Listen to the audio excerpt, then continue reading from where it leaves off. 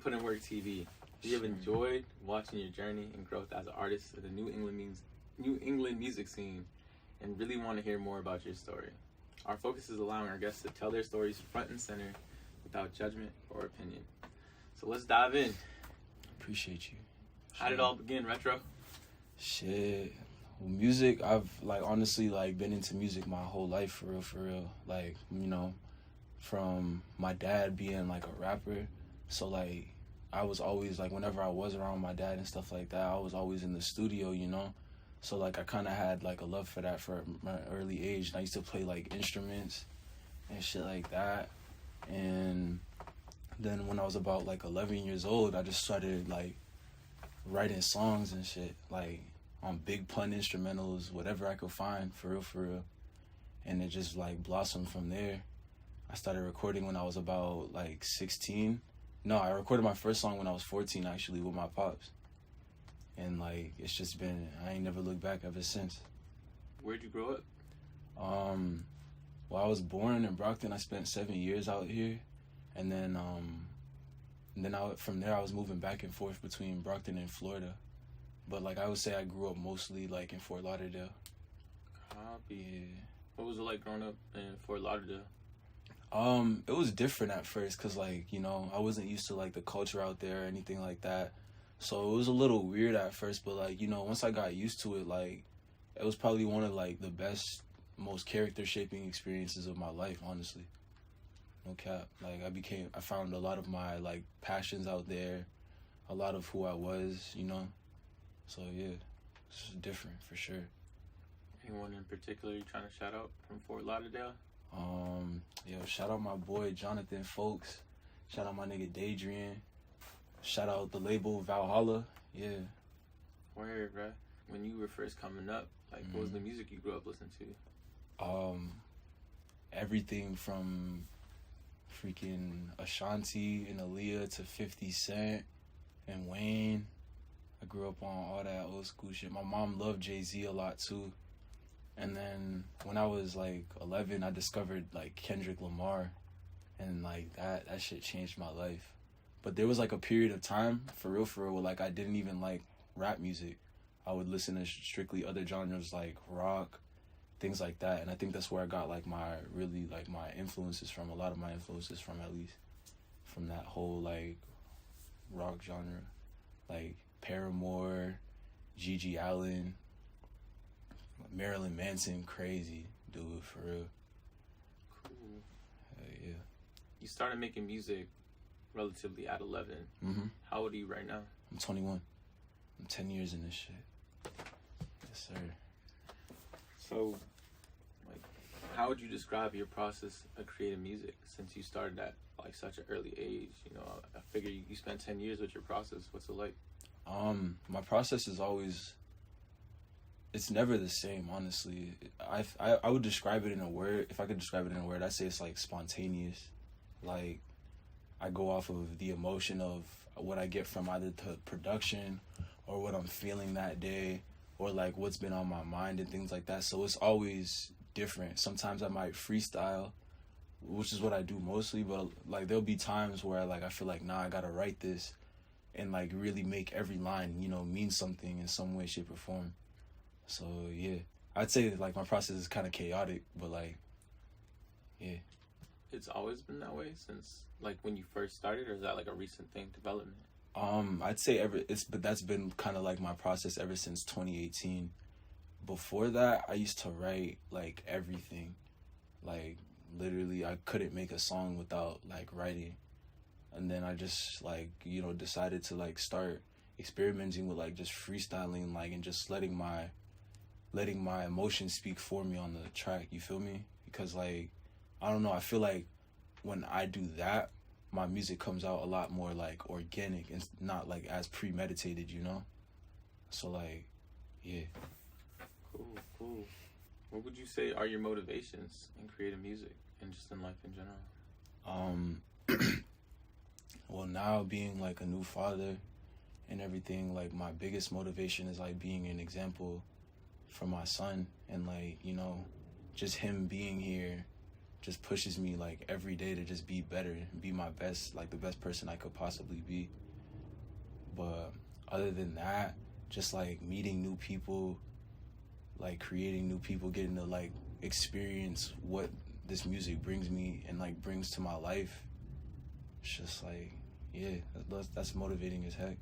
And like eventually, I wouldn't say music is one of my biggest goals, but I wouldn't even say it's like my final goal either, or like my biggest motivator to keep going. Because like honestly, my main goal in life is to like leave this planet in a better state than when I got here.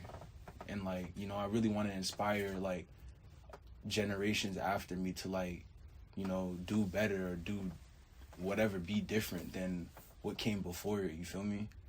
Like that's really like something that like I aim to do in my life before my time's up. What's your son's name? Zaylin. Salin? Zaylin. Zaylin. Yeah, it means chosen by God. So what's my fault? What's your son's full name? Zaylin Amon Price Rainey. It's hard. Appreciate you. It's the name of a star. Hey. Oh God. So I want to like spin back to your process when you say spontaneous and chaotic. Like, how much would you say spontaneity and chaos like plays a role in your life in general? Like, as a part of it. I would say, yeah.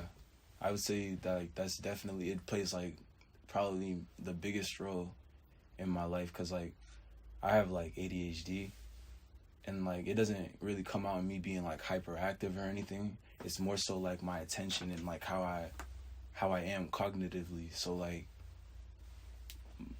everything about me is either spontaneous or chaotic or both at the same time. Like whether it's what I'm gonna do during that day, I'll just find myself getting into some shit that I never had planned. I'm terrible at planning, honestly. And just like, you know, some shit always like finds a way to like happen. So like, you know, that's just kind of how I move, and it works for me. Yeah. How did music like alter / impact your life? Man, music is my life, bro. For real. Like, I feel like it's like the backbone. It's been the backbone to my life, like ever since I was a child.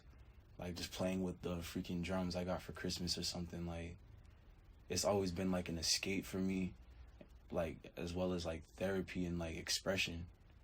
So it's like, you know, I feel like it's like one of the main focal points of my life in general. And like damn near everything that I got going on revolves around music in some way, shape, or form. What are your intentions when you make music? Like, how do you want your audience to feel? Or like, do you even approach it that way? I make music. I mean, I mainly make music just to like, cause I enjoy like creating something that I know somebody can like feel or get something out of, you feel me? So I feel like, especially now in this era of like my music career, I'm really focused on like making sure that my audience feels like that real raw, like, you know, energy, you feel me? I want them to feel everything that's coming out of my mouth. Pause. Cause like, yeah, I feel like when you connect to your audience on a different level with that energy, it's just different, you know? It's a different feeling, and I enjoy that. So like, and it means a lot to me to like know that there's people out here that can like, you know, that are getting something from my art. You feel me? It's no better feeling. So, you know, we talked in brief about, you know what I'm saying, you started 11 drums, production and whatnot, and your father and your mother showing you music, right? Your father also being an artist. Who were some people you started making music like with? You feel me? Like when you, like around, I feel like most people go crazy with their music when they're like 15, 16, you know what I'm saying? That's when they put a lot of time in. So who was you rocking with, and like, would you say they had a big impact on you creating the type of music you make today? Yeah, so like in the earlier days, I used to my homie Daydrian, and back in like when we were like, I met him around like 8th grade, so I was probably like 12, 13. We like I used to just call bro like, yo, let's write a song, and I would just play like an instrumental off my like TV or DS or some shit, and we would just like play the beat over and over and just write. And that's how I really got like that's where I really got my foundation for music, because he would like, you know, we were both like very like, we would critique each other, you know, tell each other where we could improve and like things like that. And then going forward a couple years, I started like this collective called GMT, and you know, I had my boy J Dot in there, Cobain, you know, shout out Cobain, shout out Curiosity, shout out all my niggas, my GMT niggas. Like they really like, you know, we were always together back in like, I'd say like from 2017 on, we were always together just cooking up like whatever, whether it was beats or songs or anything like that. And I feel like that really like, that was probably like the defining moment in like my whole timeline of music, to where it was like, yeah, this is something like I really like love, and this is something I really want to like, you know, do for the rest of my life. Because like I had never connected with people like on that musical level before until like, you know, I met them and shit. So yeah, and we're still friends to this day, so it's fire. So you're from Brockton. How do you feel about the music, like the music scene in Brockton? You know what I'm saying? Seeing as you coming up, we here in Boston, New England in general. Saying, how do you feel about it? Man, the scene is like, it's so beautiful to just watch like the birth of like, you know, something new. The scene's going crazy right now to me.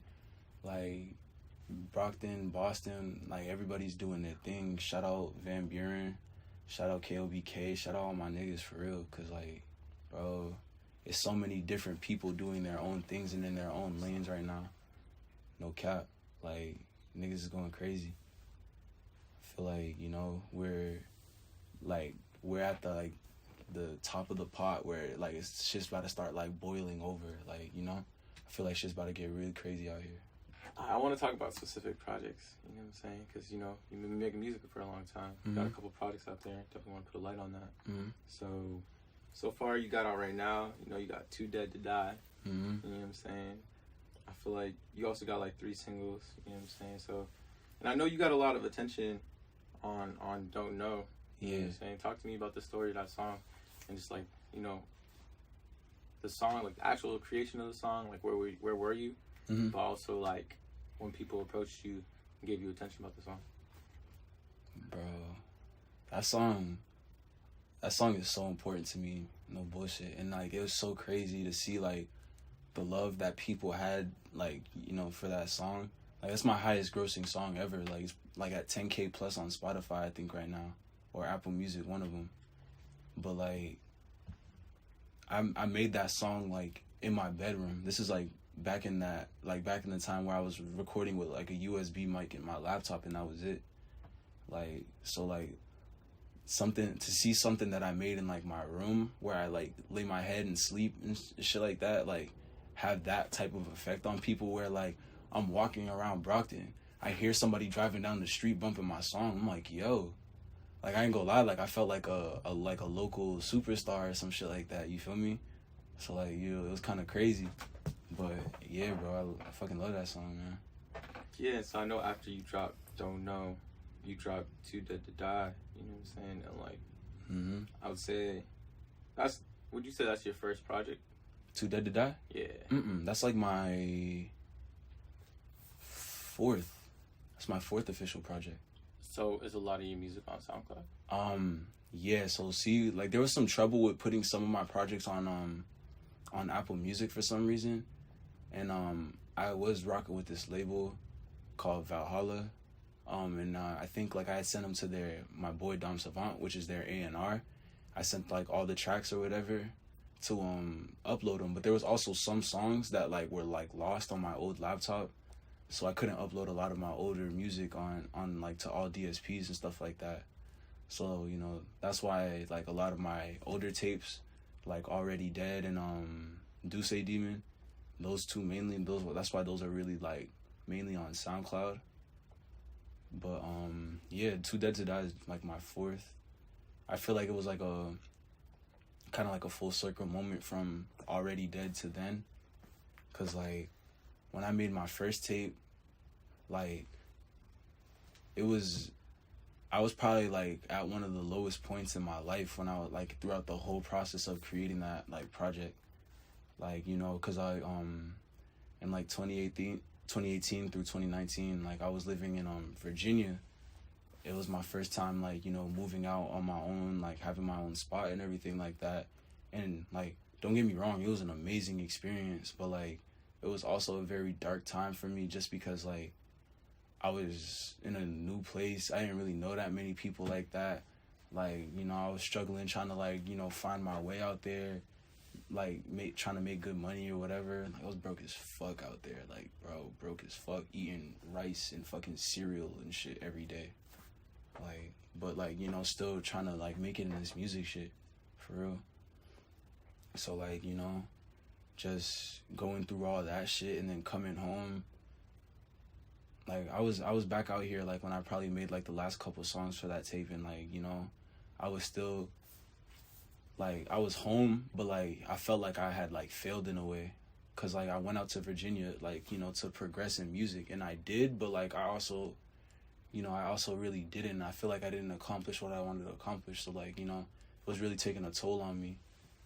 So, like, you know, and I'm not gonna lie, like, I was having a lot of, like, suicidal thoughts around that time. And then, I don't know, like, one day, it just hit me, like, you know, I'm already dead. Like, I feel like I'd already died inside, and that's where the whole, like, you know, inspiration and title obviously came from, that tape. And then, now, fast forward to Too Dead to Die, like, I felt like, yeah, okay, boom, I already died inside, but I'm still somehow here for a reason. And, like, you know, I'm still... I would say, like, when I had dropped that tape in December, I didn't really still understand my reason, but, like, I kind of felt like, you know, I'm here for something. And while, yeah, I'm still grappling these suicidal thoughts, or, you know, this depression or whatever I'm going through, like, I still need to be here, because I have a reason to be here, so I'm too dead to die. Feel me? Got you. I feel like that's a really interesting contrast, you know, like, being in Brockton, hearing your music, feeling like a superstar. Mm-hmm. But also dealing with, like, your mental health and, like, you know, just being an artist, trying to make it, you know what I'm saying? Exactly. So I really want to ask you, like, what is it like being an artist, but also being a father? And, like, how do those two things clash, and how do those two things go together sometimes? Honestly, it's fire. Like, I feel like being a father complements my artistry, and a lot of people don't like take having kids that way, like, you know, because a lot of people, like, they may not feel it, but they kind of like act in a way that, like, you know, when you have a kid, like, your life's over, your dreams aren't really like that possible anymore. But me personally, I felt like having my son, like, made my dreams more possible than ever, because it gave me such a different, like, work ethic, and, like, it changed my whole, like, mental, and it, like, you know, it really shifted the way I think and move, and, like, you know, it increased, like, the way, like, and how hard I work a lot. So, like, in my experience, it's, like, complemented it. And, like, you know, on the music side too, my son, he's very young, he just turned a year, but, like, I can still see that, like, you know, he has, like, a type of love for music, because, you know, he likes to play his little instruments, his little drums or pianos or whatever, and, like, he likes actual music. He'll, like, do his little dance or whatever, but, like, when like, my music comes on or whatever, or he'll, like, watch my videos and eyes be glued to the screen the whole time. Shit's fire. Like, it's a great feeling. And, like, even back when, like, he was still in the womb, like, his mom used to play, like, my songs to her stomach. So, like, you know, he's always been familiar with my voice and, like, you know, my music and everything like that. So, like, to the point where, like, I used to play my songs when he was, like, a newborn, and he would stop crying, like, on some crazy shit. So, like, yeah, man, I feel like it complements each other, like, well, it goes hand in hand. What advice would you have for anyone who's trying to come up and make music in today's day and age? Like, what lessons have you learned trying to do that? Don't follow the hype, and, like, you know, really learn who you are as a person, and learn if you want that person that you are to have an impact on who you are as an artist. You gotta learn if you want to differentiate your personal being to your musical and your entertainment being or whatever, you feel me? Also, I would say really just don't focus on what everybody else is doing, and really just like master your craft, and like, you know, really lock in with yourself and work. You know, working is one of the most important thing you can do, and staying consistent. Another thing, networking. Networking is like, it's key. You feel me? You have to have people that support you, that you also support as well, and build up those connections with, you know, people in your scene and in your area and things like that, because that's one of the main ways you like progress and grow, and that's how you become a part of something bigger than yourself, you know? I know you make a lot of rage music, or recently you started making a lot of rage music. Like, talk to me about how you feel in the mosh pit and when you see people moshing to your music. Man, I tell people this all the time, and I was having a conversation with my friend Cindy about this, but like, yo, mosh pits to me and for me are like therapy. So like, when I'm in a mosh pit, like, it's just like a release of all that, like, you know, that pent-up aggression niggas might have, or, you know, something, like, you know, it's just release. And it's a great feeling to like look to your left and your right and like see people having that same like release of energy and feeling the same thing that you're feeling, to where like it's almost like your body's moving for you, you know? And it's like beautiful to see like music have that type of effect on people. And when it comes to people like moshing to my shit, it's just like, whoa, like, because, you know, you never really understand what effect you have on people until you see it with your own two eyes. So like, to see that is just like, yeah, it just makes me want to go harder. It's like they're feeding off my energy and I'm feeding off theirs. So it's like a cycle of energy, and it's just fire. No cap. You know, talking about like catharsis and like release of energy, it's like personal expression. Like, I really also want to talk about your fashion. You feel me? You really be trippy on stage. So like, what are your fashion inspirations, and like, you know what I'm saying? How do you go about how do you go about getting dressed, and like how you dress yourself? Bro, I'm not even gonna lie, like, and I appreciate that like people feel like I can dress, cause like I honestly just like, I'll go in my drawer or my closet, grab a shirt, grab some pants that like, you know, that match, and then I'll like just put it with some shoes or something like that, and that'll be my outfit. But like, I don't know, I just feel like the things I buy and stuff like that is probably not like typically maybe what other people like would wear. Like, I don't see too many people like rocking the overalls like that and shit like that, but like, you know, to me it's just like, it's how I express myself. And like, you know, I don't really put too much effort into like, you know, trying to put the fits together, because like, you know, I'm trying to focus on like, I don't know, I feel like I really don't like have access to like the stuff that I even really want to wear yet, so I don't really put too much like emphasis on it. But like, you know, I just put shit together, man, and rock it, and like, yeah, that just be it. Fucking sometimes I'll have like my days though where it's like I'm feeling like I want to spaz or I want to rage or some shit like that, and I'll just throw on like the all black with the Vans. That's like, you know, that's like my rage attire, or overall it's also rage attire, but that's about it. You have your own studio and you make your own beats. Yeah, I also engineer. What's it like being an artist that like engineers, produces, and makes their own music? I be feeling like Kanye, I ain't gonna lie to you. But for real, I fuck with it, cause like I'm big on like self-sufficiency, and you know, not, cause like I had a very independent mother, and she always taught me like the value of like, you know, being able to do things by yourself and being able to provide the things that you need for yourself. So like from being 14, I started dabbling with like, you know, learning how to produce and things like that. And then like my friend, like, you know, he kind of like showed me like the way with engineering and shit like that. And then from the rest, like I just like kind of taught myself, or like watched YouTube and shit like that. So like to learn, and like, you know, it's a good feeling, because like I know I can make a beat that's completely catered to me, or if I'm engineering my vocals and things like that, I can make it sound like, if not exactly like as close as possible to what I hear in my head, that I might not be able to like, you know, vocalize to somebody else. You feel me?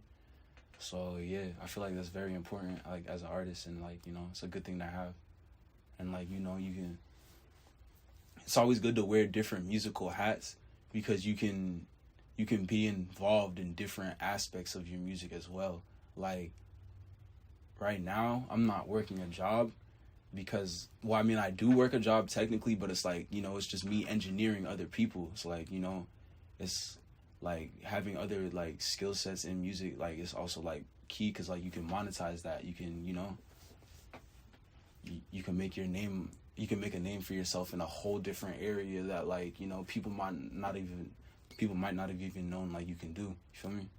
So you're an artist, a producer, an engineer, but also like you have to like represent yourself outside. You feel me? So like, what has your experience been like in representing yourself? Like, you know, trying to get shows, trying to get placements, trying to you know, be on the radio, all that. You know what I'm saying? As an artist, I would say, like, honestly, until like recently, like probably I would say like the turn of the year is where I really started like getting serious about, like, you know, being like, oh yeah, I also do this and that, and like, you know, trying to like go out of my way to like, you know, really like market myself, because like I didn't understand the value of that before. So like now I just honestly like just I might go to different events and things like that, and just honestly just connect with like new people and things like that, because like, you know, I'm a social person, and that's like what I enjoy, and that's what I know how to do. And like, you know, from there, like, you know, that's my way of like teaching people about me and shit like that. You feel me? So like, you know, yeah. Yo, being an artist is hard, straight up. You know what I'm saying? Like, there's a lot of things that you got to do, shit you got to push through, and it's like there's no guarantees. You know what I'm saying? Like, in all the years that you put in work, you know what I'm saying, there's no guarantees. And so like, what is your perspective on the patience that it takes to be in the game? You know, I feel like in honestly anything you do in life, like patience is key. Nothing is like guaranteed, and you can be like, you know, I see it as like, because people would tell me like all the time, like, oh, you sound like you're already famous, you should be already famous, like, you know, whatever. And it's like, yeah, I feel that, but like, you know, there's also more that goes into it. You feel me? So like, I feel like patience is honestly like key, because you're not entitled to anything in this life. You feel me? I'm not entitled to make it, but it's about like what I do that's gonna like, you know, help me make it, or like, you know, be the reason why I am where I am. You feel me? So it's like, you know, you just gotta have patience, and also like accountability. For real, accountability is key as fuck. What can we expect next from Retro GMT? Man, a whole lot of shows. My newest project, Chemical X, is dropping May 6th. Make sure y'all save the dates, or it might be out by the time this drops, who knows. But yeah, I feel like Chemical X is like gonna be something like huge, so I'm really excited about that. And I feel like now I really want to focus and get back to like traveling, because like I feel like I know a lot of like people in this music shit like out of state. So like, you know, I want to really try to like, you know, start traveling and like, you know, doing more shows out of state, things like that. Just like really living this music life. Yeah, I feel like that's next. I'm plotting on like really like locking in for like a month and like working on like a new like subgenre of like rap music. I'm gonna call it like something like hyper trap or something like that. So y'all getting the first drops on this shit for real. But yeah, that's pretty much what I got cooking up right now. Oh, and a clothing brand. I've been like brainstorming, sketching up some designs and stuff like that. So you can expect to hear about that soon. Yeah. So we talked about raging and moshing. Also, like, I really want to know what it was like your first time being on stage. Bro, my first time being on stage was like type nerve-wracking, because my first show was opening up for Young Nudie. So like, you know, there was mad people in this like fucking club, and in the stage it's just a big ass stage in the room. It's tall as fuck, so like everybody's looking at you, and it's like I wasn't really pressed about like motherfuckers looking at me and shit like that, because like, you know, I used to do plays and like music and musicals and singing chorus and shit like that in school. So like I was kind of used to that, but like being like soloed out on the mic when my part of the song came on was like, whoa, because like I was performing a song like I didn't really know like that too well. And like, you know, I kind of found out like last minute that we were going to be performing that. So like I didn't really know the lyrics like that. So it was like, damn, I was trying not to like get up there and just like choke and like ruin the show. But like, you know, it was a smooth experience. And like, you know, we still turned that shit up. And like, you know, it opened up like subsequent opportunities after that. So like it was fire, but like scary. What motivates you to keep going? And like, what advice do you have for anybody else who like is struggling to keep going, making music? I feel like what motivates me to keep going is the fact that I know like I was given like the abilities that I have for a reason. So knowing that there's a reason for this and everything that's like happening around me in my life and shit like that, that pushes me to like go even harder and like, you know, go as hard as possible to discover like, you know, to discover what's really out there for me.